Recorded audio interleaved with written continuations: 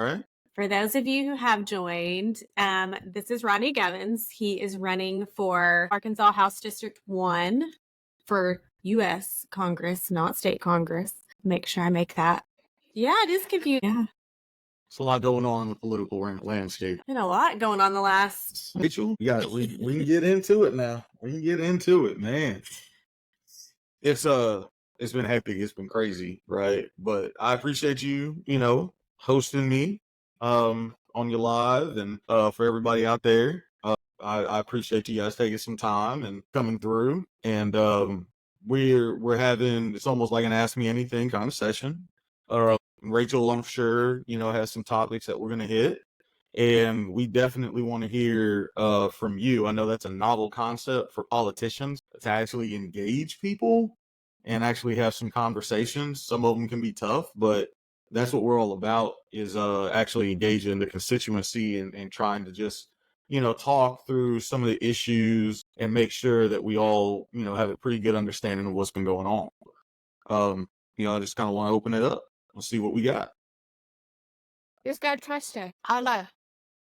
Okay, so let's about the so there's some here. I'm very comments on there. I like to let's talk about the concept. Legislation where let's dance. It's that was a big Yeah. Well, first and foremost, I don't understand why we're politicizing healthcare. We're talking about women's healthcare. And if a woman wants access to healthcare, then she should have access to healthcare, period. As an American citizen, I believe that healthcare is the right to every single person that lives in this country. I don't understand why we're trying to remove a woman's ability to healthcare. It's not just birth control. There's a lot that contraception can actually offer when it comes to the female body. And as a man, I try to stay out of a lot of these discussions. God knows I have a daughter, and I'm dreading that day, and any father knows the day that I'm talking about. But I know that I want my daughter to have all the access and options to any healthcare and health procedure that she may want and may need in the future. Limiting and restricting access to contraception is not the answer, and I don't understand why we're even trying to politicize it. I think blocking that and the Senate Republican move that they pulled, I think, is absolutely ridiculous, and I think it's unwarranted. Well, it's just used for so much more than even just pregnancy prevention. We use it for things like endometriosis, and I mean, there's lots of different uses for birth control. I mean, Other than just it's it's the same thing with abortion, right? Like, do we really want to force women to go through a stillbirth, right? Where you give birth to a fetus that is not viable, that and have known for maybe an entire trimester or two. Do we really want to put a woman through the physical and mental anguish of giving birth to a child that is not going to be a child? And that. That's a little much, right? So why not allow a woman to make those kinds of decisions? Because I believe, and correct me if I'm wrong, but there's no medical provisions in the state of Arkansas with their abortion. Correct. So in the state of Arkansas, we are essentially under a complete ban.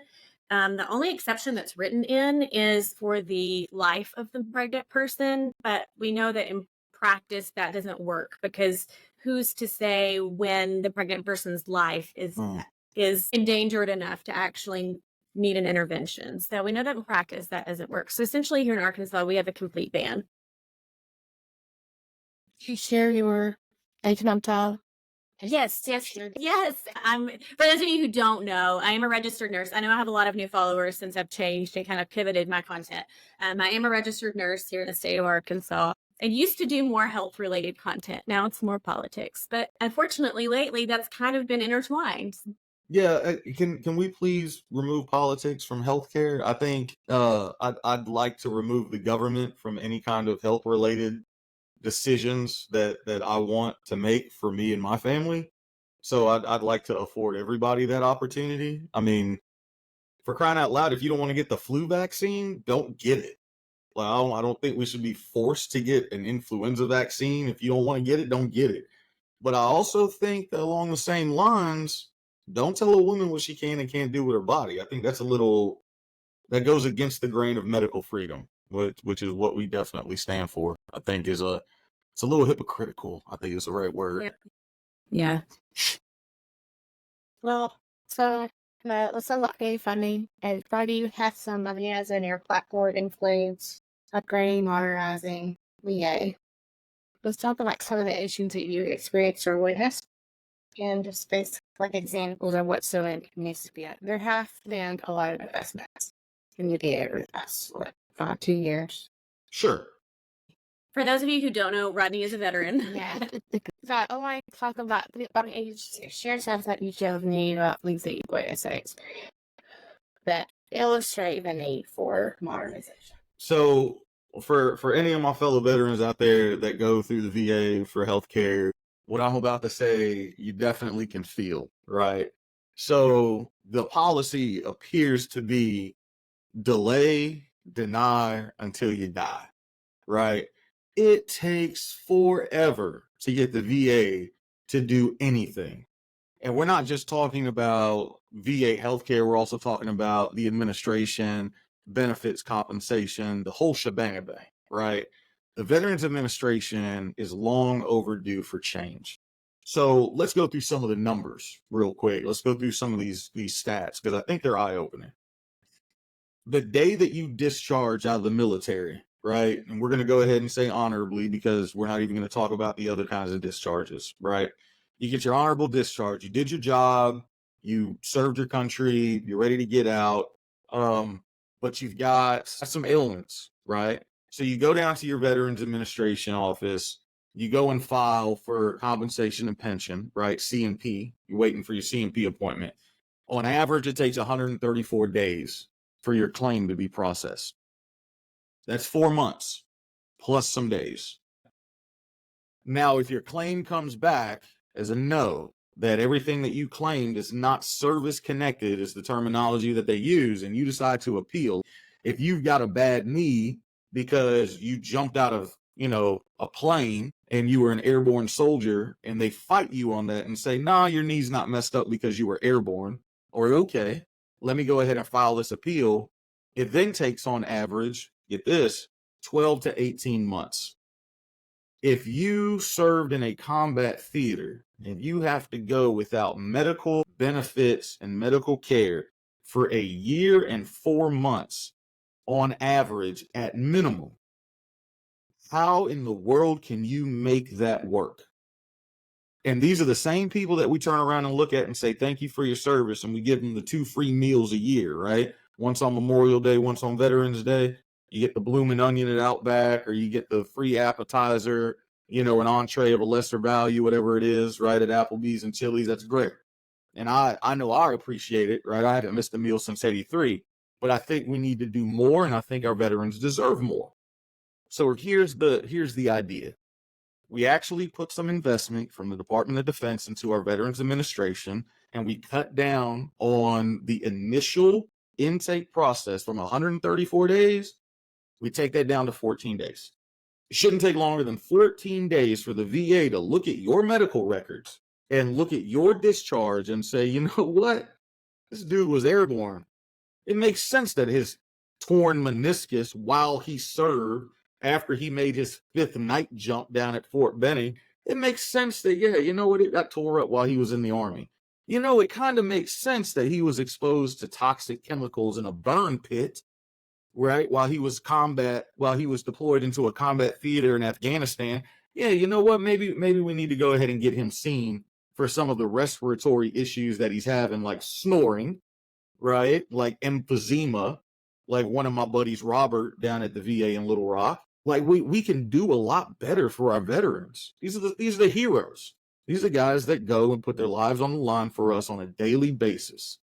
And we can't do better than 2 free meals a year and 134 days of waiting to hear back from the VA. I think we can do better than that. So we definitely have a lot to fix with the VA. There's a lot to unpack. There have been some improvements, I guess, if you want to compare 10 years ago to right now. but I think a lot of those improvements have not come by way of investment. I think they've just come by way of technological advancement. Yeah. As the wife of a veteran and the mother of 2 children who are serving right now, I'm extremely appreciative of your stance and your strong support of our veterans and our men and women who are currently serving. So, Remy, you are veteran, you're coded into veteran. His attitude towards serving from veterans administration is a little different based on his record. Stuff like that. Pat and his fellow. I'm going to try to keep this respectful. As you know, he's an Army vet. I'm an Army vet. He's an explosive ordnance guy. I was communications guy. He was National Guard. I'm not going to poke fun at my National Guard people today. I'm going to leave that alone. I was active duty, so we don't want to go down that road, right? But I don't understand how somebody who served this country, who saw, you know, the things that we have to go through, who potentially, I don't know if he ever got exposed to toxic burn pits like I did, but who saw Vietnam era veterans that were exposed to Agent Orange, can turn around and vote no for the PACT Act, PACT. That act made it not only allows for veterans that were exposed to toxic burn pit chemicals to go to the VA and get their benefits so that they can get their respiratory issues looked at and fixed. It also made it retroactive for our Vietnam era veterans to go for exposure to Agent Orange, which I think is long overdue. And he voted no for it because he said we couldn't, quote unquote, afford it. Now, I want to go ahead and pivot because I want to let y'all know something. This is public knowledge. I'm not snitching on nobody. I ain't saying nothing that nobody knows. Rick Crawford is currently suing you. He's suing me. He's suing you. He's suing the taxpayer. He's suing the United States of America right now because he thinks that $174,000 a year salary is too low for a congressman. He's demanding that he gets back pay into his retirement account, his TSP account. He's demanding that he gets back pay for his 12 plus years of service because he's never gotten a raise, is what he says. And he's demanding that he gets an immediate pay raise, effective immediately. Because, and let me make sure that I'm getting the paraphrase correct. In this 19-page lawsuit, he says he can't put an exact number on how much he's owed because as he continues to serve, the number continues to accrue. So we can't afford to go ahead and help our veterans out that were exposed to toxic chemicals. No, we can't afford that. We can't afford additional grants for our law enforcement communities. We can't do that. You know, we just don't have enough money, but we got enough money to back pay this man's retirement fund and give him an immediate pay raise. Sarcasm. I beg to differ. So I think that's a big disagreement me and my opponent probably have. You know, your opponent is sort of famous for not being successful. Good choice. So, you know, that's where we're going to Livestream. And that's why we've been traveling heavy. We've been to 25 of the 31 counties so far. We've got a few counties, you know, left to hit. Right? Traveling is definitely fun. Engaging in the constituency is always fun. As you can tell, we don't shy away from the hard conversations. Definitely enjoying the time, but we got a lot of work to do, right? There's a lot of stuff that's broken. A lot of stuff that you think is broken ain't broken, but a lot of stuff that you're not thinking about is broken. So we definitely need to get into that. Yeah, percent. What have we done to keep the Supreme Court in check? I think they're probably aiming to ensure accountability if they get too far in either direction. Accountability, transparency, so forth. Ooh, so let's start with the short answer, right? There's no quick solution to this, but I think supporting the expansion of the Supreme Court is a start. I also believe that establishing limits for not necessarily term limits, but perhaps age limits for the Supreme Court justices that sit on the bench, I believe that's a starting point for a conversation. I'm not saying that's the solution, but I believe that's a starting point. it becomes a slippery slope when you start talking about expanding the court. It also becomes a slippery slope when we start politicizing the court. It's not supposed to be this way. And I know how we feel. Listen, I got my own feelings on Supreme Court Justice Samuel Alito, Supreme Court Justice Clarence Thomas. I've got my feelings on him. I don't see eye to eye with every single one of them on 100% of the issues. That includes Sotomayor, right? But they're the judicial branch. We're supposed to keep them completely immune from the politics. What we're learning is that they're not. So we can go ahead and expand the court if we really want to get into it and we really want to start including them in politics, which I think is the wrong answer. I think then we need to start talking about having elections because that'll definitely keep them in check.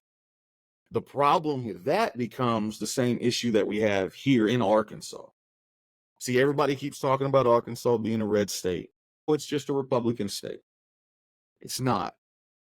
Less than half the registered voters in the state even turn out for the election.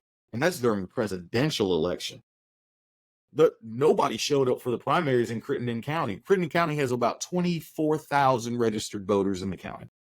They had a primary with 6 Democratic representatives that they were supposed to choose from. 6 Democratic representatives, and you couldn't choose a bad one. All 6 of them were great candidates. And they sat back and they chose Jesse Magruder after a runoff, and a total of less than 3,500 ballots were cast. That's a grand total of less than 15% of the registered voters in that entire county. See, Arkansas ain't a red state. It's a non-voting state. So if we apply that same logic and we try to go ahead and hold accountability to the Supreme Court, but you ain't going to go vote, then we definitely aren't going to win that battle. So I don't think there's any easy solution or quick solution to this. I think the conversation needs to start with expanding the court and perhaps maybe talking about age limits. Age limits, what do you think, Lisa? I definitely think expanding the court is a start. You don't want to, do anything that ends up having the opposite effect. We want the court to remain neutral. And I think that the problem is, how do we go about doing that and making sure that we don't have a court that is making decisions based on their beliefs one way or the other, and that they're just strictly interpreting the law and the Constitution? I think it's a tough question, and there's not really, in my opinion, like a super straightforward, easy answer. So I haven't known how to compliment yet. I will try you about how many Supreme Court justices were there when it first began. When's the last move? I think it started with 5, and then it expanded to 7, and then the last iteration was 9, and I think they expanded it to 9, I want to say in the 40s? Really? I think. Yeah. I don't know if it's my head. But I have another question. How does this go about like? I was gonna say that's a good question. Let's do it. So first of all, I want to make sure I'm clear on this. What we are doing at the border, and before Biden, okay, and really before Trump, the lack of investment that we're giving to our Border Patrol agents, our Department of Homeland Security, and our Immigration and Naturalization Service departments is absolutely atrocious. And I'm going to explain to you why. I just came back from Mexico. I didn't go down there for a dog and pony show like some politicians, okay? I went down there and I slept in migrant resource centers in Nogales, Mexico, and Agua Prieta, Mexico. I stayed with them. I talked to them. And here's why. You can't understand and empathize with somebody until you actually are able to put yourself in their shoes. And you can't do that without fully understanding the stories behind what exactly is going on. I went ahead and had dinner with Border Patrol agents. I had dinner with a retired agent who served with the Border Patrol for over 30 years. I understand this issue is very, very complicated and complex. And again, there is no easy solution, but here's a start. Number one, we have an app that we give to these migrants and asylum seekers. And those are 2 different things, by the way. So let's call it what that is, right? For asylum seekers and migrants, they have to use the CBP One app. downloadable through the Apple Store or Google Play. You can go ahead and play with it yourself. It checks your location. So you have to be at an authorized port of entry, which is a country of entry, right? So Mexico, Canada, any bordering country with a port, okay? And that includes U.S. territory. So like if you're around the Marshallese Islands or somewhere around Guam, like it'll check that, right? But you got to have an internet connection as well. So let's say perfect pie in the sky, you got everything. You go to fill out this app. You go to fill out all your information, your name, your country of origin. Everything starts off in English. For somebody whose first language is not English, that's issue number one. Let's say that you navigate through all that. Then you go ahead and you get everything submitted. As soon as you hit the submit button, it's supposed to go ahead and schedule you for an appointment. Guess what the message is 99.999% of the time? We don't have any appointments available. Try again tomorrow. Every single family that I stayed with between 2 different migrant resource centers had been there for months and trying this app every single day. And these are people that everybody on social media, everybody on the news, everybody on Fox and MSNBC, everybody talks about wanting to do it the right way. These are people doing it the right way because this is the way that we tell them to do it. And they're sitting there for months and they're just trying to claim asylum. Like my buddy Humberto. Humberto lost everything in Cali, Colombia. He had to pack up everything in the middle of the night because they threatened to come back the next day and kill him and his entire family, including his 6 and 11-year-old grandkids. He worked every day since he was 18 years old, saved up enough money to retire, packed up everything he had, got kidnapped by the cartel, escaped that, worked his way through the desert for 3 nights and 4 days, shielding the kids from all sorts of horrors, working around rattlesnakes that didn't want to move. They finally made it to the Migrant Resource Center, and now he's been waiting for over 60 days just to get an appointment to put his name down so that they can start vetting him. Now, once they start vetting him, 3 years. Now we're going to make the man wait 3 more years. He still can't even get into the country at that point. So now we got migrants and asylum seekers trying to do it the right way. And it takes years for them to get through this process. We can invest a little bit of money into that instead of just completely shutting things down. Instead of sitting here and blaming this side, that side, building some monstrosity of a wall that makes absolutely no sense because, trust me, I've seen it. You can get right up underneath that thing and no tunnel is needed, right? Instead of wasting all our time and all of our dollars, why don't we just invest in the Border Patrol? We've had a couple of presidents doing it. It was wildly successful. Drones. Right. We and Obama, wanted to use more drone technology. It worked like a champ. Border Patrol loved it. So now here we are, fast forward through Trump and through Biden, and now we want to shut down the border. And it's all because of politics. It's not because of anything else. There's not 100,000 people coming across the border. We went through Arizona, New Mexico. We went all across the border during my trip through Mexico. And I'm telling you right now, we didn't see any of that. The cartels don't like that. The cartels are very, very specific on when they actually allow people to illegally cross. And if you think you can just go and cross whenever you want to, Sinaloa is probably going to say something to you. And it ain't going to be nice. So there's a lot of misinformation, a lot of misconceptions about that. And I hate to see that Joe Biden is falling for that hoodwink. I don't think we need open borders. We need to protect this country. But we also need a little bit of a faster vetting process. Well, I'm going to bring this, let's bring this home right now. We need more doctors, we need more nurses. St. Francis County or not St. Francis County, Crittenden County, right? West Memphis. Yeah. They don't have an OBGYN that can deliver a baby. You have to drive like an hour and a half to the nearest hospital to deliver a baby. Man, West Memphis is big. They don't have a single OBGYN. Meanwhile, I'm at the Migrant Resource Center in Nogales. I'm at a family medical practitioner from Bolivia who's also got her anesthesiology background. And she's sitting there trying to get into this country, escaping political persecution. If you tell her to go deliver some babies right now in Crittenden County, I'm telling you, we would have the most fabulous OBGYN for every single person in West Memphis.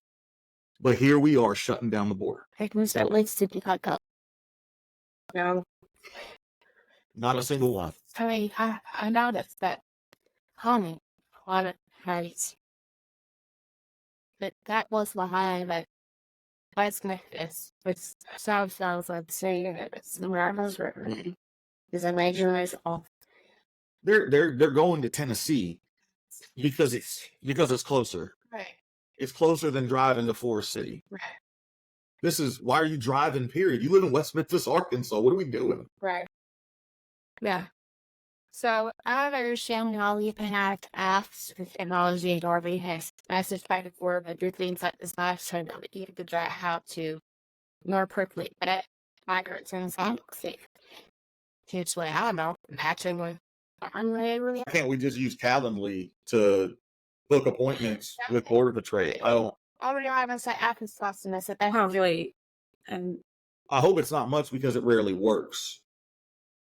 I've seen that thing crash in the 4 days we were there in Nogales. I saw it crash 28 times. Okay, yeah, but I read it. In regards to the question, I'll just ask. That's it. What's the plan is taking after where you're in situation you're in? So 31 counties is a huge area, and this topic actually comes up more often than not, right? So in Arkansas, this is the biggest geographical area. And unfortunately, we currently have representatives that don't want to stay connected. They don't come home. I would argue they live in Washington more than they live in Arkansas. So what we're going to do is we're not just going to have one office, right? So like for me, I live in Cabot, right? And I want to have an office here in Cabot, of course, because it's home.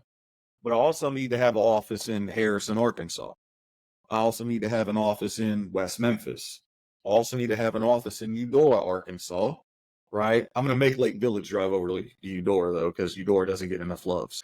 I want to have an office in Gillette. I want to have an office, everywhere in a geographical area that makes sense, right? Because you can't be everywhere all at once, but you can be accessible, right? I don't want people to shy away either, where when I come home, I'm still going to be shopping at Kroger and Walmart Marketplace. I mean, I'll probably be going to Hart's a lot more than Kroger. They got good bagels. I'm telling you, them jalapeno cheese bagels.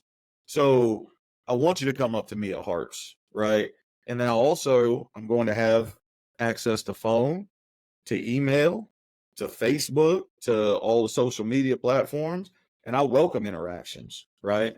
You're not going to agree with me 100% of the time, and that's fine. I don't expect you to. And if you do agree with your leadership 100% of the time, somebody's lying, right? Either you're lying to them or they're lying to you. But we can always talk about any issue 100% of the time. So that's our plan, to stay accessible. Regional offices and always be accessible via socials and email and all that. Which, by the way, if you're on my live and you do not currently follow Rodney, go follow Rodney. Yeah, man, give me a follow. Give me a follow. My content ain't as polished as Rachel's, but Mine's not polished. We do what we can, man. We do what we can. Absolutely. Yeah, and I gotta get some more of these so I can go door to door and hand these things out, right? Yeah, so there's some. You volunteer, rodneyforcongress.org. That's the website there, right? And I know it's coming in backwards because I'm holding it up to the camera, but you guys get the picture, right? You can also scan that QR code right now if you're watching. Take a screenshot. Take a screenshot first, right? God, I am getting old, right? But you can always visit us there. You can click on the volunteer link, and we have, a million different ways that you can help us out. And here's the bottom line, right? So I'm running against a guy who's been in office for 12 years, and he hasn't had a competitive race in a long, long time.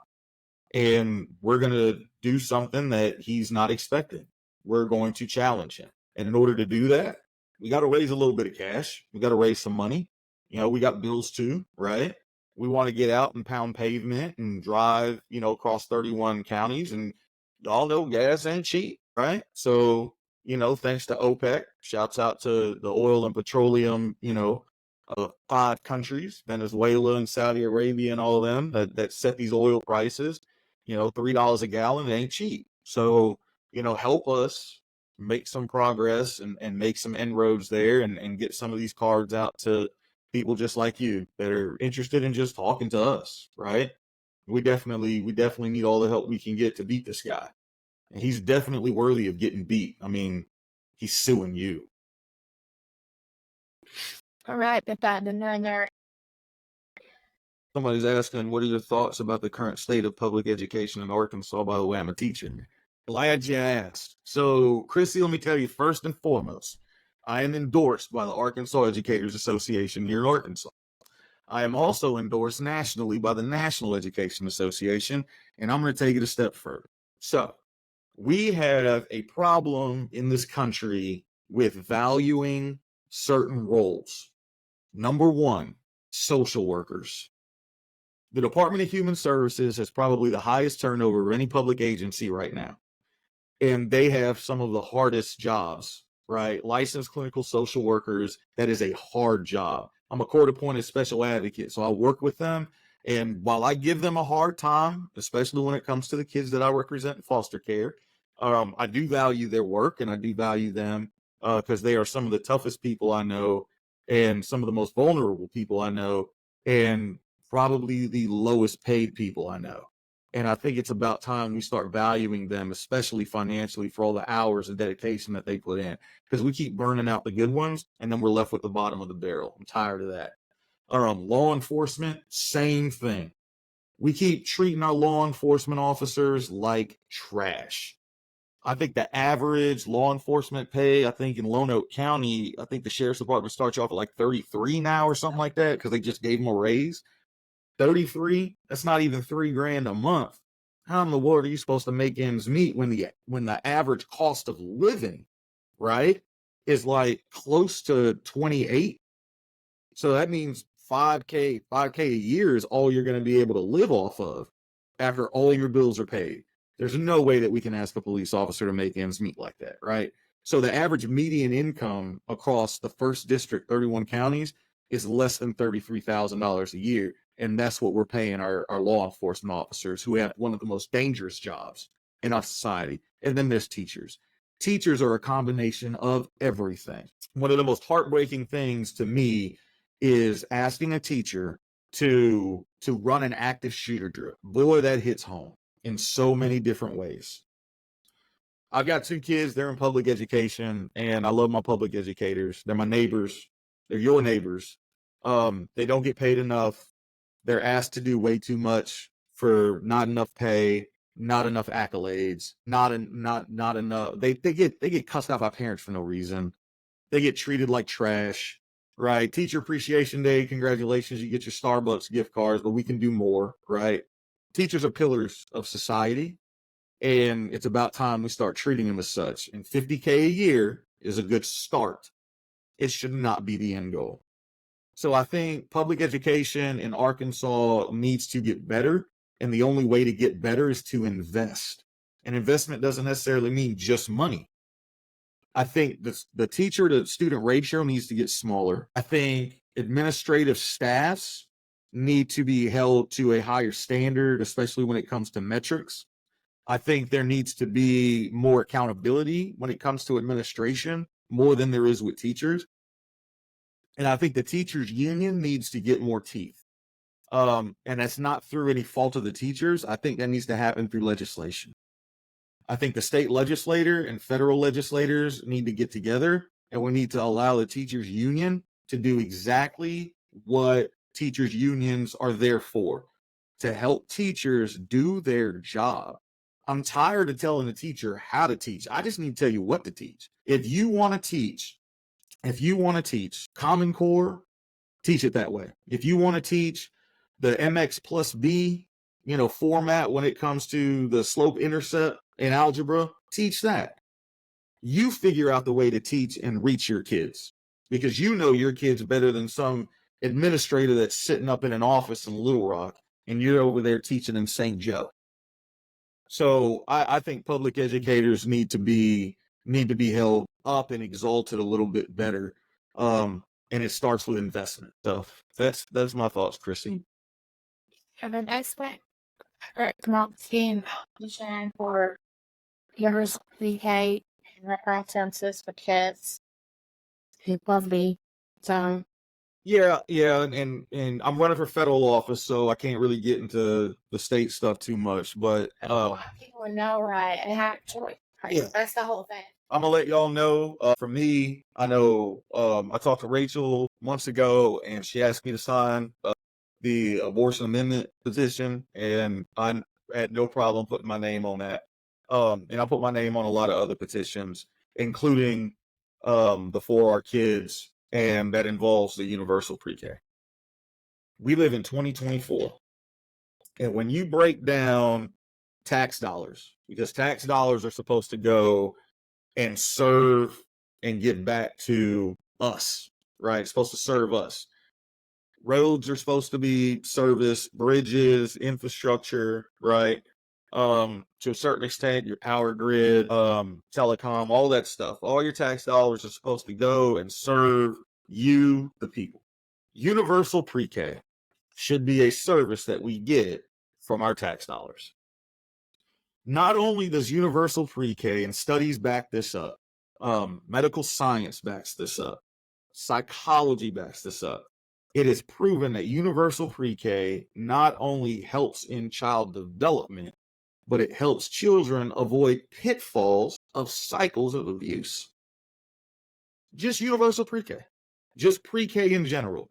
So if we get universal pre-K, we already have tax dollars enough to spend on it. We just need to reallocate the funds. We don't need to raise taxes to pay for it. The tax money is there.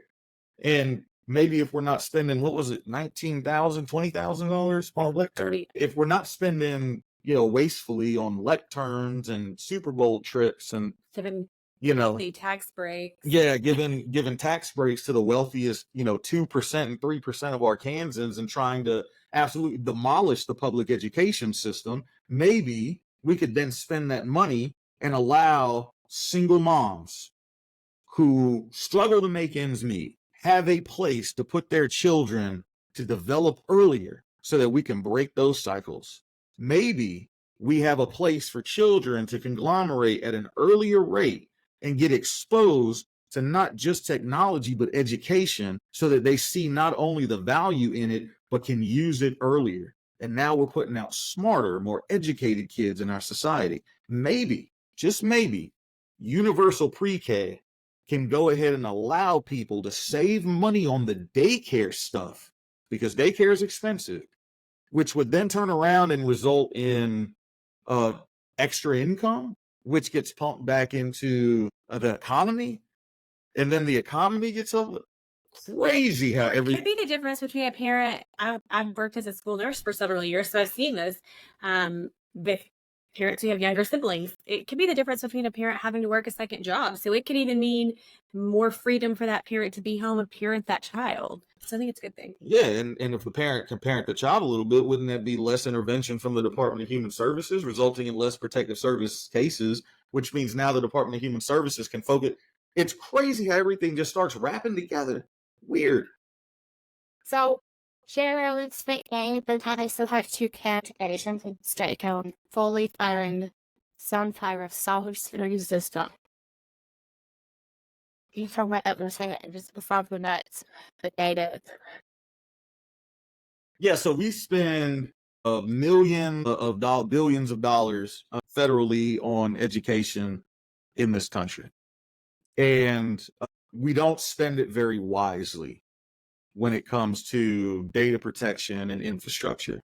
And what I mean by that is the threats that we have are not just domestic threats and hardware threats where, kids coming in and shooting up schools, because that's a real thing that happens. And we can talk about, common sense gun reform here in a bit. But for this particular conversation, cyber threats is a real thing because everybody's concerned about data and data control, right? The federal government has almost no allowances for cybersecurity. They do it through grants, and then you have to write the grant. Then you have to get approved for the grant, and then the grant is a match. Well, if you already have a school district, and I'll use one as an example, I'll use Pine Bluff. If you already have a school district that's struggling to make ends meet financially, they can't afford to do a 25-75 match. So they don't qualify for that grant anymore. They can't take it. They cannot take that money. And then every single piece of data that's in their database is at risk because they don't have any cybersecurity to protect it. They have no firewall to protect that data outside of the most basic form of security. They can't afford it. So our idea is the federal government needs to segregate out a few $1 billion out of the current pot that they have and allow schools and school districts to go and figure out who to go pay to run an independent cybersecurity organization for them. You don't want it tied to your IT department. You want an outside entity to protect you. You want somebody to partner with your IT organization. And you want to let the school district make that determination. What you don't want to have happen is, I think it happened, maybe last year, school down in Louisiana had cybersecurity firm from Montana in their stuff. And guess what happened? Fiber cut happened. Internet went out. Cybersecurity firm could no longer monitor that stuff. Cell backup was failing. And all of a sudden, all that data was exposed to the world. You don't want to have that happen. Why? Oh yeah, identity theft is a real thing, but it's not just the kids' information, because every single kid in the school system is tied to an adult. Right. And that adult is registered and your social security number is there, right? Because you've got kids in that school. It is a huge deal, right? It is a big deal that people don't talk about enough. More than 22 million students, his parents, and teachers had access to your identity. Uh-huh. All of it. So there's data breaches and at a public school for cybersecurity apply and attack applications that use sometimes thousands. And we've got the money because we've allocated it for grants already. And many school districts can't even get the grants because they can't afford the match. Writing is an actual occupation. Right. A buddy of mine's a grant writer, and he gets paid to do that because it is a huge undertaking for many industries. Yeah, but for that's much right. Israel Palestine. What can you do? Should we fight with Israel and with about Ukraine? Should we care about other parts of the world or focus on domestic issues? By the way, happy day. Tonight is the 80th anniversary of Lives were lost, so I'll refrain from happy. I'll just acknowledge that it was the anniversary D-Day. Right? Very uniquely engaged in World War II from both sides of it, because I'm German by birth. I was born on an army installation in Wiesbaden, at the air base there in Mainz. Castell is where my family actually was from, and I've got great grandfather who fought in World War II on that side. And then biologically, my father's family fought Buffalo Soldiers and all that stuff, fought for the United States of America. So I got, both sides of that, right? So D-Day is very, very special to America, and it should be held up to that. And it should be a healthy reminder of some of the craziness that goes on in the world that can impact us, right? Because if we would not have intervened in World War II, the possibilities are endless and none of them look good. So let's celebrate the fact that we were able to take down a complete tyrant, and let's talk about why we cannot turn our back on the entire world. It is tough to sit back and from a 10,000-foot view try to understand why we want to send aid to a place like Ukraine. And I'm going to try to explain why. Vladimir Putin, and I'm not going to mince my words here. And maybe is he on your live? Maybe he joined. I don't know. The name's Rodney Govens. I'm running for Congress. All right. Vladimir Putin is the most dangerous man in the world. There's not a single person in the globe that Vladimir Putin can't touch. And look no further than the last 3 years for evidence. Any political, not even rival, but any political wannabe rival, right? Alexander Navalny comes to mind.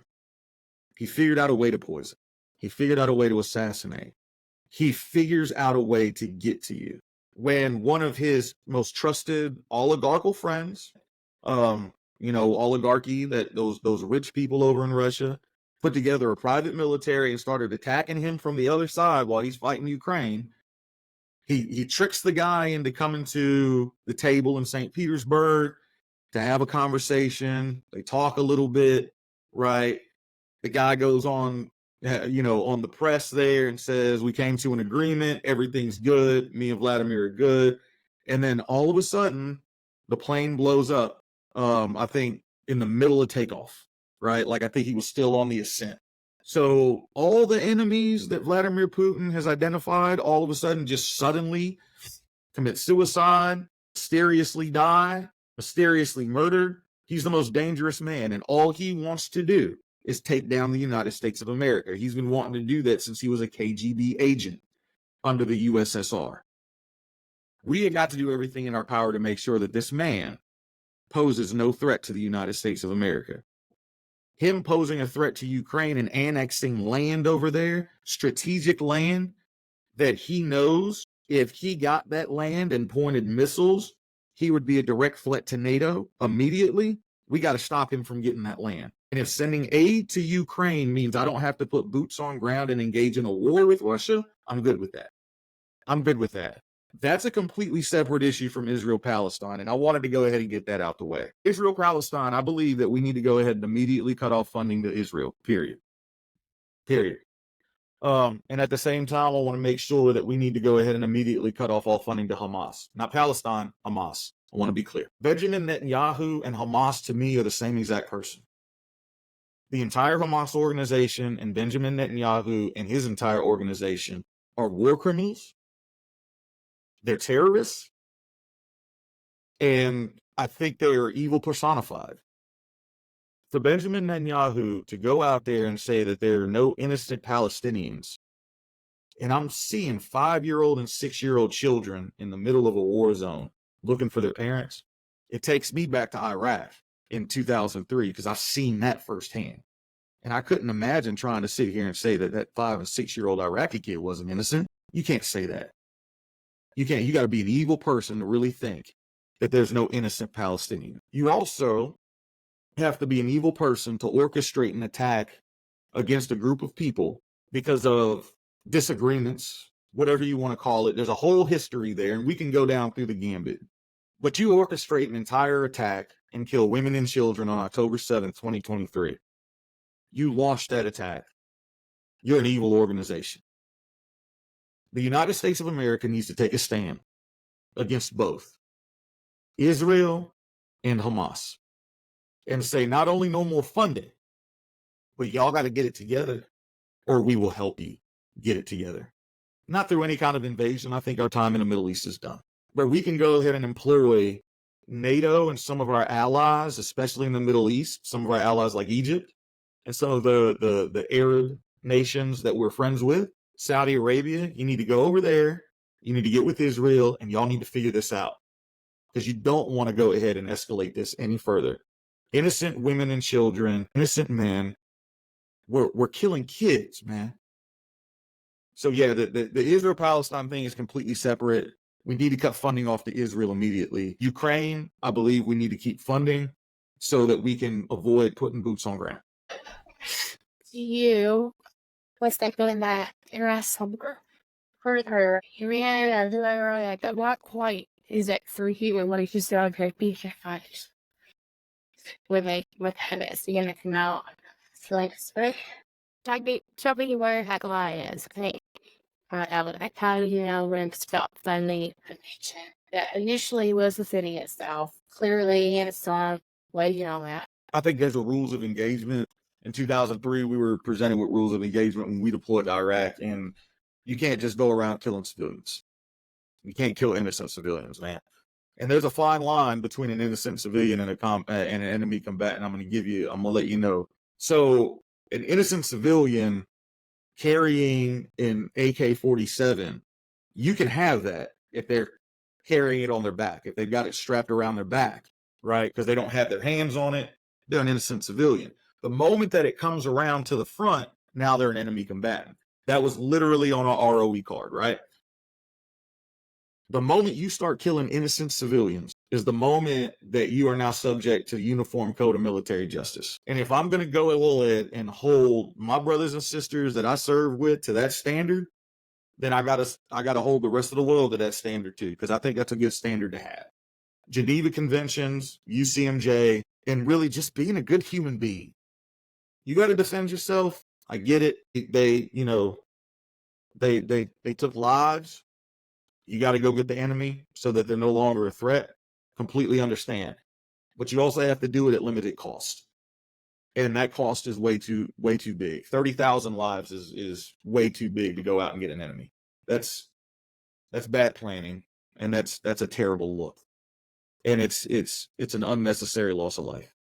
And for me personally, this is a little bit different than his stance. I don't think armed resistance is always a bad thing. I don't think killing civilians is okay, but I can definitely understand, given the total history, not just since October 7th, but prior to October 7th, why maybe people in Gaza and in Palestine might want to take up and have an armed resistance against Israel. I hate that our government gives them so much money. I hate that they get healthcare, they get education, things that we don't get, and we're sending them billions of dollars a year. That's just my personal stance. That doesn't speak for Rodney or his campaign. That's just me. No, I'm with you. Yeah. I'm with you. Well, I mean, throughout the history, when you talk about, you know, we can go back to World War II, we can go back to prior to that, right? You know, Israel, I think the agreement was we were going to establish the state of Israel. They weren't supposed to take any more land. It was what it was. And then they just started annexing bits and pieces of land to get around the legal loophole, right? So effectively, they're not taking any more land. They're just annexing land in what we would have considered Palestine, but because Palestine is not necessarily recognized as a state, it's a whole ordeal. There's a lot of history there. But bottom line is, you massacring people, you can't be getting my money. So what costs you for available laws you? How about help and you ask person or remote? I mean, we've got a million different options, so we always can use phone bankers, right? People to help get the word out. You know, people to you know, talk to potential voters, to registered voters, to say, hey, this election coming up, you do have options. Not all Democrats are crazy and always trying to take all your guns, right? Like, this guy's a little different than that. He's not trying to sue you for back pay. We need phone bankers to do that. We need canvassers, people going door to door. We need, you know, we definitely need people to help us raise money, right? So if you want to do fundraising, that can actually be a paid position. So, you know, if you're good at raising money and you want to raise some money for us and for our campaign, we'll cut your percentage. We have no problem with that at all. We have a million different roles that you can fill to volunteer on this campaign, Including contract cash. Absolutely. You do good with social media, you're good to hire, you have no issue, yes. Text messaging, Yes. phone banking, text messaging, all sorts of stuff, emailing, everything. Yeah. Should we be concerned about the national debt and what can be done? That's the question.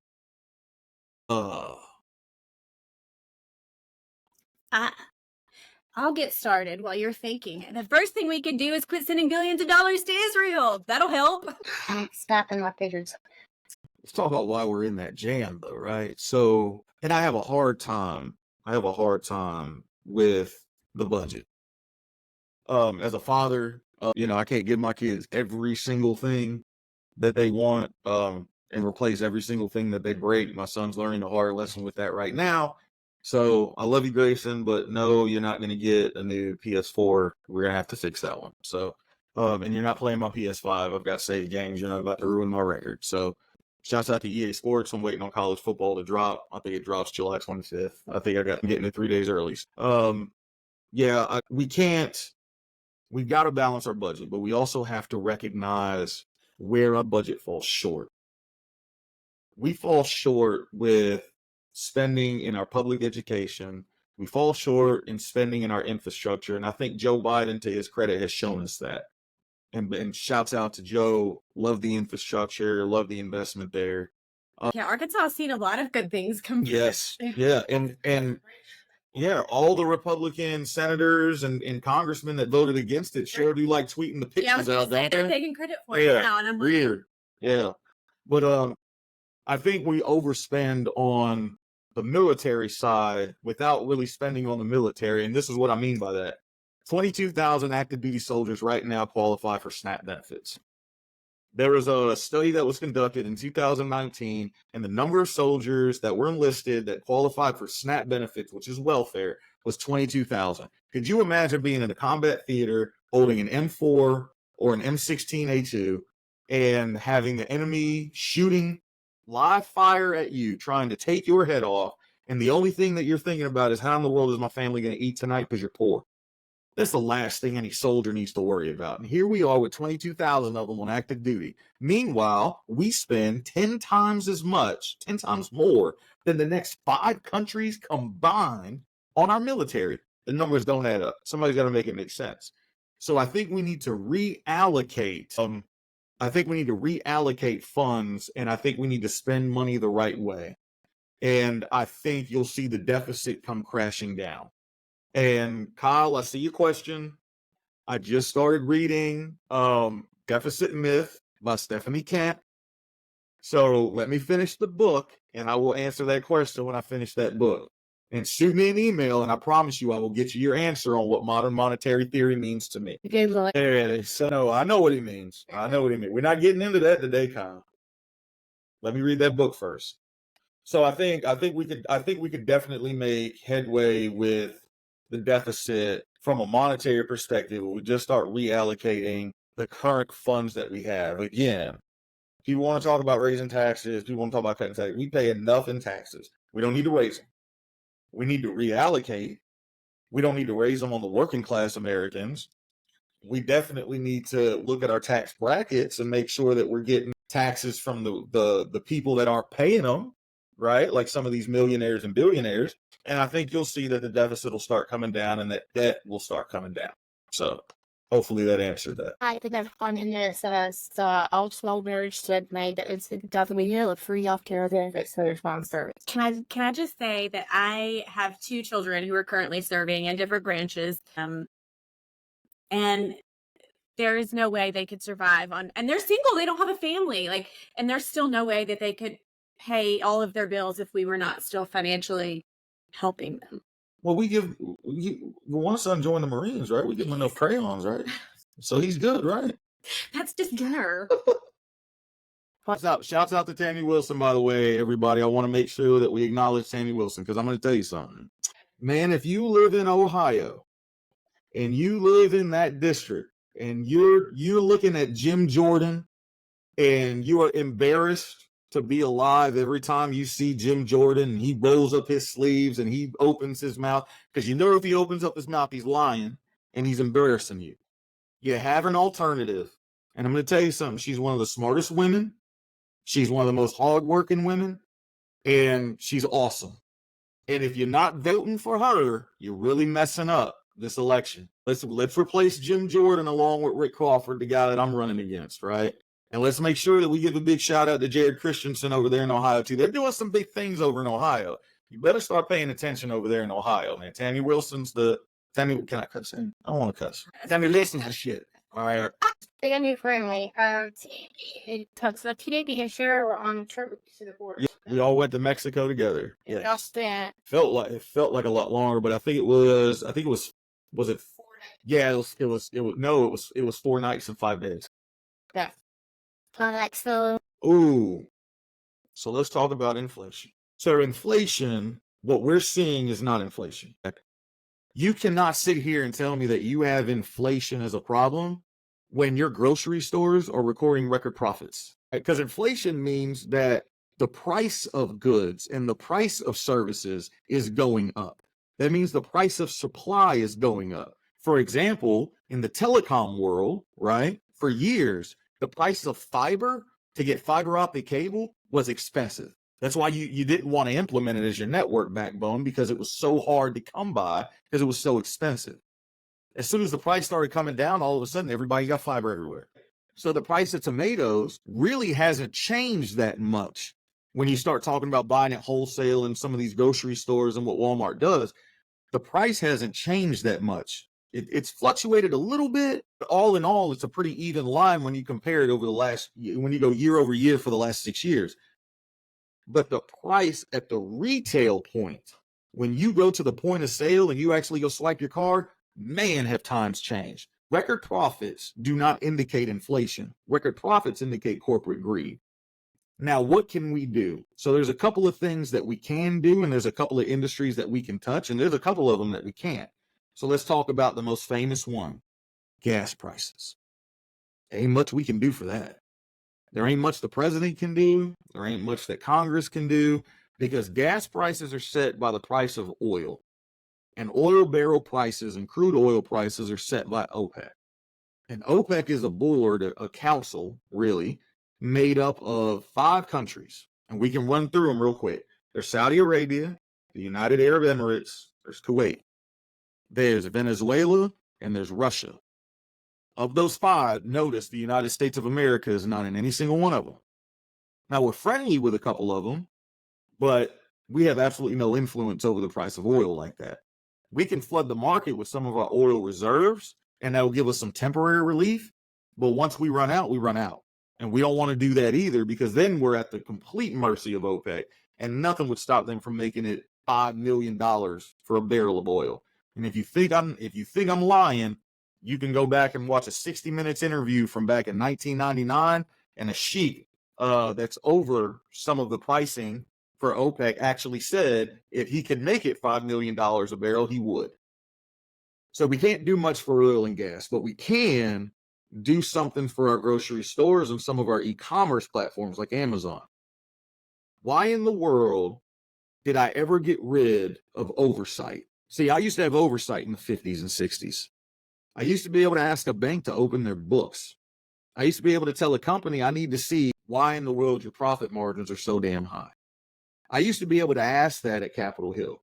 I can't do that anymore, especially after Citizens United. So what I want to do is I want to bring that back. I want to make America great again. I want to bring back heavy regulations to make sure that the American people aren't getting screwed over every time we turn around.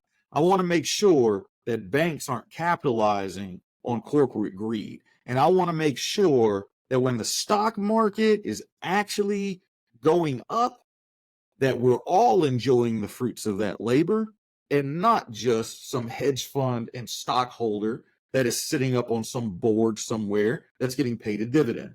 I want to make sure that the working class American is benefiting from a really good economy. And I don't want somebody to tell me how good an economy is when I'm watching people get laid off and I'm watching Walmart jack up the prices of freaking tomatoes just because they can. Inflation, I think we can combat that through regulation, because I don't think what we're experiencing right now is true inflation. Right. That workers are has an internal or factory. We just had a conversation with someone about this, didn't we? I think we did. We did. I think we did. So I'm a former telecom guy, full disclosure, right? I started as an installer, installing cable at Tom Warner Cable in South Carolina. Got lucky working up through management. So I understand all the anti-union stuff. They call it labor relations, employee relations when you start taking those corporate classes. Shouts out to Windstream and Earthlink and Tom Warner Cable for making those investments so that I could see what that side looks like. I don't understand the fear of a union. I don't get it.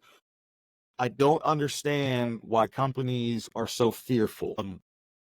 I do understand it, but I think it's BS. And I'm going to tell you, when a company can come in and you've been there for 20 years and you've bled and you've put in your sweat and you've put in your heart and your family has suffered and your mental health has suffered, but you've been there at every turn, and the company just suddenly says, hey, sorry, but today's your last day. We've decided to let you go. It's not personal. It's just business. Man, after 20 years, bro, it's personal. And I think that after 20 years, you deserve a little bit of equity because of all the sweat that you put in. So you deserve to have some sweat in the game. And I think unions bring that to the table, especially Communication Workers of America. Big shouts out to CWA. For a lot of things that CWA is, and not a lot of good publicity comes their way, not enough of it anyway. CWA fights for their employees. They fight for their employees to get better benefits, which they have outstanding benefits, especially the CWA workers here in Arkansas that work at AT&T. Big shouts out to CWA. AT&T still offers a pension plan to CWA employees. That's unheard of. Not a 401k, mind you. We're talking about a pension plan. That's in addition to the 401k. That's unheard of, right? Like, you got to be grandfathered in to some major, company to have a pension plan at this day and age in 2024. Unions have a purpose. Unions have a place. And it is about time that we start having the hard conversation of why in the world we ever got rid of them in the first place.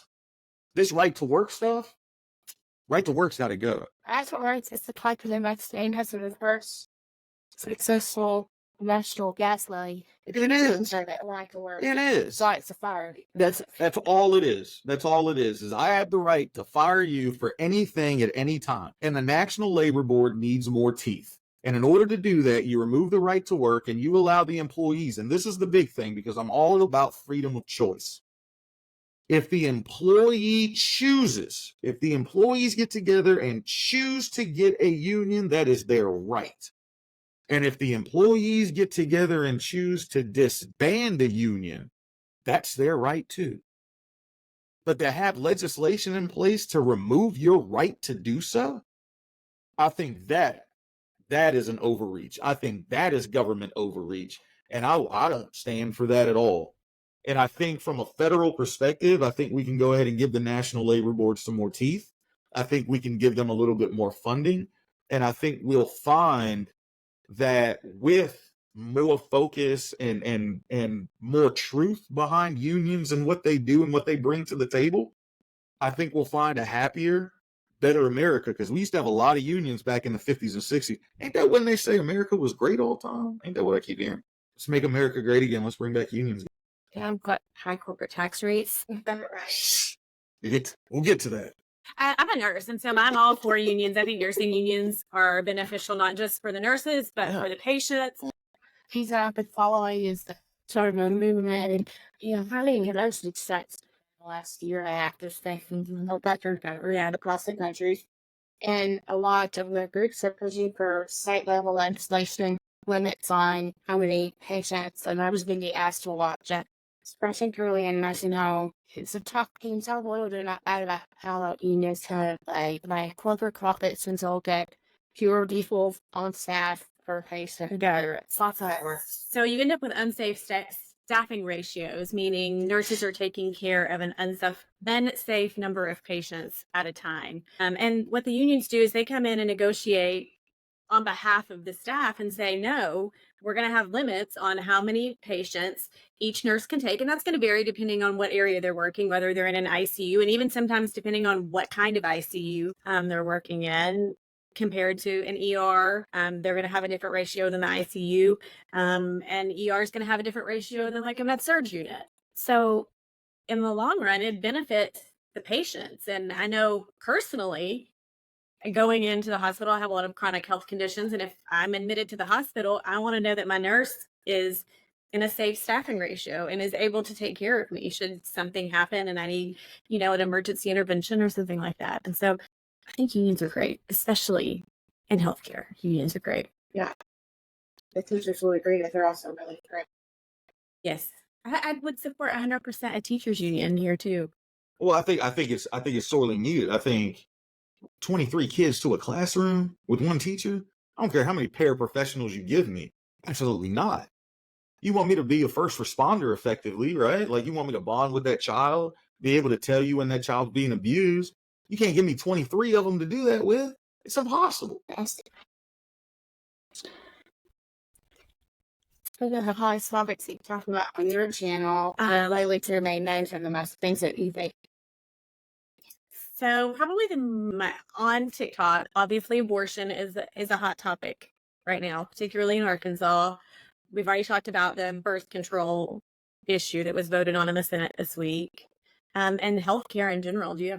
I have lots of thoughts on healthcare. I'm very much for a universal healthcare delivery system.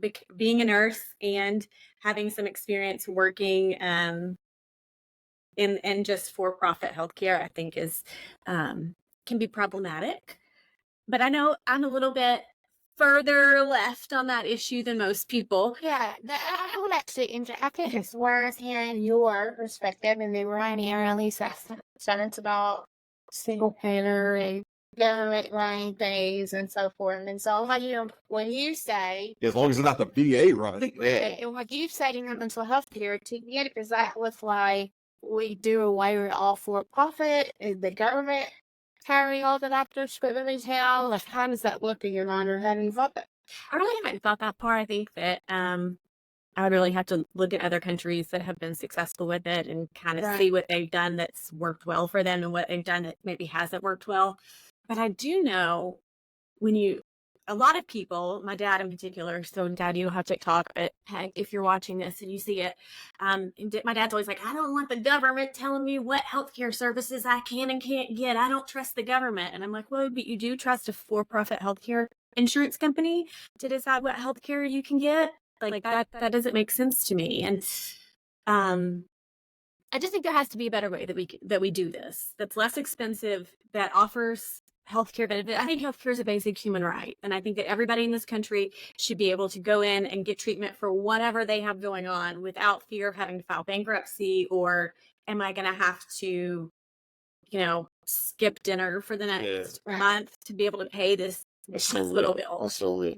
And so I try to just move it around on the point that also no one who talks about healthcare as amazing. That's right. It's with somebody should be in charge of healthcare. It's not necessarily the same thing. Yeah, I don't know that the government needs to be the one in charge, but I think that we do need to. Right. In some countries, there's just a little bit of healthcare. Yeah, it's pretty simple. And I also, as someone with chronic health conditions, don't like insurance companies being able to dictate what medications I can and can't receive, what procedures I can have done. Jared Christensen? Yeah. So, for everybody that doesn't know, Jared Christian, he just joined. Jared, we were just having a conversation. Somebody asked about modern monetary theory, and I told him I've got to finish the book first. So for anybody that lives in Ohio, if you live in this man's district and you don't vote for him in November, what are you doing with your life? All right, Jared Christian is out here doing awesome things in the state of Ohio. And especially if you live around the Columbus area, you need to look up Tammy Wilson and Jared Christian, and you need to get involved. You need to volunteer. You need to go out there. You need to figure out how to help these people win these seats, because Jim Jordan has definitely got to go. And Jared Christian is running against somebody who's very similar to my opponent. You couldn't pick him out of a lineup. So I think it's about time that we have some representation that we actually can identify with. Jared, yes, and Jared knows exactly like me. He knows what it's like to be broke. He knows what it's like to grow up, in a foster care type of environment. And he knows what it's like to work his fingers to the bone and absolutely get worked over by multiple different systems, just like the average American. So you want to hear about pulling yourself up by your bootstraps? That's the man right there that can break it down for you, because he's done it. He knows how hard it is, and he knows exactly what to change to make it more available for all of us to be able to do that. So make sure that you go visit Jared Christian for Congress. So don't you scary see once you shoot a scary to my cracks out. Practice most go. So let's the question hot in a sense of where the life be. Oh, the government maybe decisions about in the medical room with the doctor. Let's talk about that. Yeah, let's talk about that in multiple different aspects. For those of you that joined a little bit later, whatever, I want to make sure I celebrate the best job I never get paid for. I'm a court-appointed special advocate. I represent foster kids in court. It's the best job I never got paid for. They gave me a couple of babies here recently, so I'm not only getting the teenagers that are on juvenile probation that sometimes I want to put my hands on myself, but I love that job because I come from foster care and I know how challenging that situation can be and that system is. And when I look across Arkansas and I hear the governor tell everybody and anybody who will listen from that, $25,000 lectern or whatever, that we're the most pro-life state in the union, I have a hard time believing that, because I want to ask, how pro-life are we? because we got 4,400 kids in foster care and we got about 1,600 approved foster homes in the state, somewhere between 15 and 1,700. That math doesn't add up. And because we're reliant on the federal subsidy dollars that come from the Department of Health and Human Services through the Families First Act, we got rid of a lot of group homes, good alternatives to a simple foster home placement. So now we have kids with literally no place to go. That does not add up to me. I don't understand how we're pro-life when we're letting 300 to 350 kids age out of the system every year here in Arkansas, and they don't even know their own social security numbers. They can't even go and fill out a resume or a job application. But you know what they do know? They do know when they get hungry. So they turn to a life of crime. There was a study done in 2016 that showed 86% of incarcerated inmates in the state of Arkansas were touched by the Department of Human Services, either through foster care or protective services case. So how pro-life are we? How pro-life are we that we remove felons' ability to make a living by eliminating their ability to go get a barber license? And that is a real thing here in the state of Arkansas. How pro-life are we that we kick 300,000 kids off of Medicaid, off of CHIP, right? Medical coverage for poor kids. How pro-life are we that we watch our elderly community who's worked their entire lives to finally retire and enjoy their last few summers, and we watch them have to make medical and health decisions to figure out if they're going to pay for their medicine this month or they're going to pay their mortgage or rent? I don't think we're very pro-life when it comes to that. So for anybody who wants to sit here and talk about pro-life versus pro-choice, miss me with that. This isn't about pro-life and pro-choice. This is simply about telling a woman what she can and can't do with her body. And I have a hard time with the government or anybody, any entity, telling me what I can and can't do with my body and my medical decisions. Hard time with that. And I'm going to take a hard pass. First of all, as a man, I don't have the hardware to really step into that realm. We've all eaten Taco Bell at 3 a.m. in the morning, so we all felt like we probably gave birth at one point. Trust me, guys, we didn't. I was in the delivery ring when my twins were coming out, and I'm gonna tell you something. It's unnerving. I've been to war before. I'm never going back into a delivery room. I'll tell you that. It's unnerving, and what women go through, they deserve all the respect and they deserve all the love and care that we can give them. And I think at the very least, I think women are capable of making their own decisions and their own choices. And I think if they need a medical consult to help make that decision, I've never known a woman to make a decision medically without a medical consult. Maybe you know somebody who's done that. I think they're fully capable of doing that. And I think we need to go ahead, since everybody wants to attack women's rights. For me personally, when we get elected in November, I'm going out to the Capitol and we're going to codify women's rights in Washington, D.C. Because I don't know what other way we can go ahead and protect our women. I'm the father of a freaking girl, man. I'm not going to have nobody tell my daughter what she can and can't do with her body. Are you kidding me right now? You can sit here, my daughter right now, because of that Republican mess that they did, right, the other day with that contraception bill.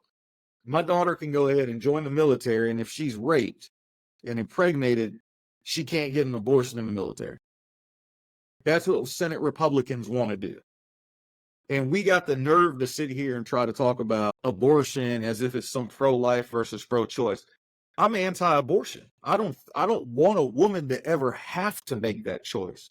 But until we can fix this society to eliminate sexual assault and rape, by the way, 89% of sexual assaults and rapes that happen on college campuses don't even get recorded because there's no faith in the system. Until we can get rid of those things in this society and make it more perfect, we have to have that option, guys. Have to. And I'm not going to sit here and tell a woman what she can and can't do with her body. Hell, I can't even tell my wife when to take the trash out. Oh, I'm damn sure Stacey ain't putting up with that mess, man. And I'm like, nope, not today. Absolutely not. And I'm not going to tell a woman what she can and can't do with her body, and nor should you, nor should the government. So let's remove the government out of our medical choices, please. Exactly. If they decide to legislate medical exceptions to their standards that they think are moral standards, Right. really are default standards. If they do that, they must match. So they hear us right telling that each time. Because that's for the birth. I mean, I just did that. Yeah. I actually had this discussion with an attorney. I'm not going to name the attorney, but I wanted to recommend a certain parent to get a court-ordered vasectomy. And I was told, and this is within the last year, by the way. I just want to make sure that I'm clear on that. I was told, Rodney, that's crazy. That would never pass. That's never going to fly in a court of law. And my default answer to that was, we're forcing women to have kids. We can't force a guy to have an abortion. We can't force a guy to, abort his ability to have kids. We can't do that.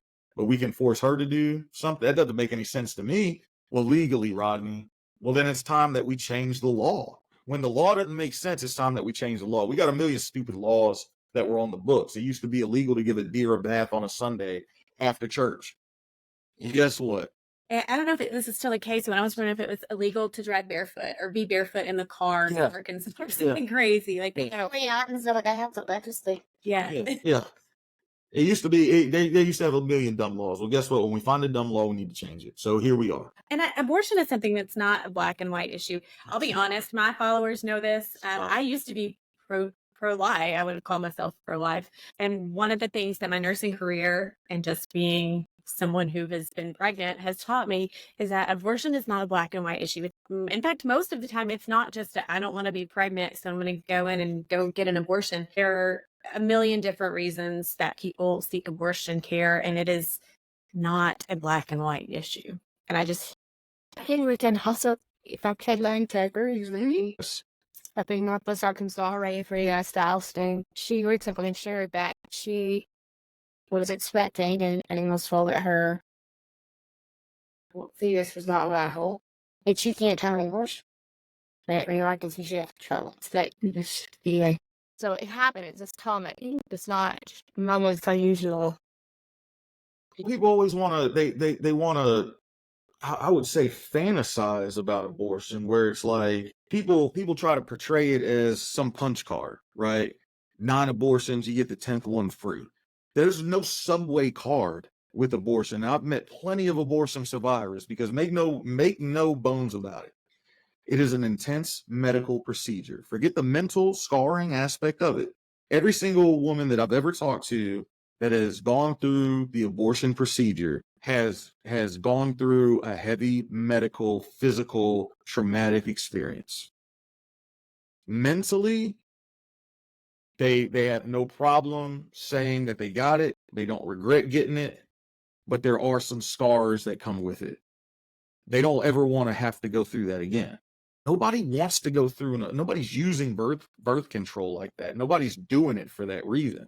I'm sure you're going to find some cases somewhere of somebody doing that. It's just like any kind of system, right? Somebody's going to try to take advantage of a system. But do we go ahead and try to fix the system to make sure that these 5 people can't take advantage of it and make the 1,000 people suffer? Absolutely not. Absolutely not. We legislate to make sure that the majority of the people can go ahead and get the services that they need. And then we take it in context and we hammer the people that try to take advantage of the system. And that's what we can do. Right. For me and the month that our deckcast is I found pretty much in now. Anybody watching this is watching, it got now. Or turn that a bit slow. We're going to give us the end of the week or two. We'll announce it on all the same pages and on our website, essentially.